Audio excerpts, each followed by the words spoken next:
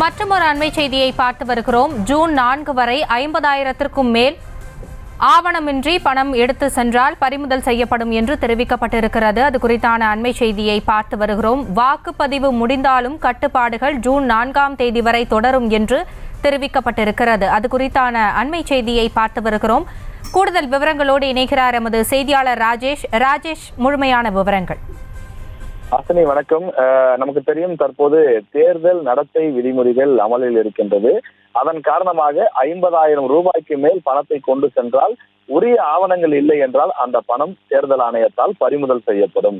இந்த நிலையில தேர்தல் ஆணையம் ஒரு முக்கியமான ஒரு அறிவிப்பை ஒரு நினைவூட்டலாக தெரிவித்திருக்கின்றது. அதாவது 19ஆம் தேதி நம்ம தமிழ்நாட்டில் எலெக்ஷன் முடிஞ்சிட்டாலும் அதன் பிறகும் கூட 50,000 ரூபாய்க்கு மேல் பணத்தை கொண்டு சென்றால் அந்த பணம் பறிமுதல் செய்யப்படும்.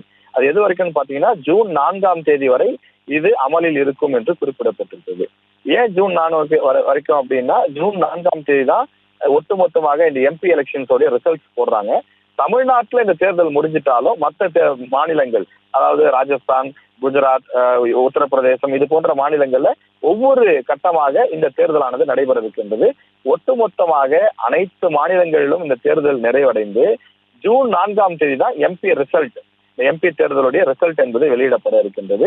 எனவே அந்த ஜூன் 4ஆம் தேதி வரை தேர்தல் நடத்தை விதிமுறைகள் அமலில் இருக்கும். அது நாடு முழுமைக்கும் பொருந்தும். ஒரு மாநிலத்துல இந்த எலெக்ஷன்ஸ் முடிஞ்சிருச்சு அப்படிங்கறதால அதை நாங்க கைவிட முடியாது. எல்லா ஸ்டேட்லயும் எலெக்ஷன்ஸ் முடிகிற வரைக்கும் இது அமல்ல இருக்கும். அதனால வியாபாரிகள், அதிகமாக அந்த பணம் கொண்டு செல்லக்கூடியவர்கள், வியாபாரத்திற்காக பல்வேறு சந்தை பகுதிகளுக்கு செல்லக்கூடியவர்கள் எல்லாம் மிகுந்த கவனத்தோடு இருக்கணும்.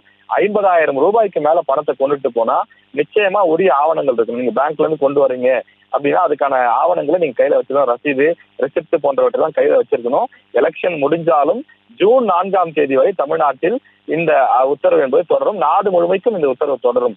எனவே மக்கள், வியாபாரிகள் மிகுந்த கவனத்தோடு இந்த உரிய ஆவணங்களோடு தான் பணத்தை கொண்டு செல்ல வேண்டும் என்பது தேர்தல் ஆணைய அதிகாரிகளுடைய அறிவுறுத்தலாக இருக்கிறது. தங்களுடைய விவரங்களுக்கு நன்றி ராஜேஷ். செய்திகளை உடனுக்குடனும் துல்லியமாகவும் தெரிந்து கொள்ள சப்ஸ்கிரைப் பண்ணுங்க.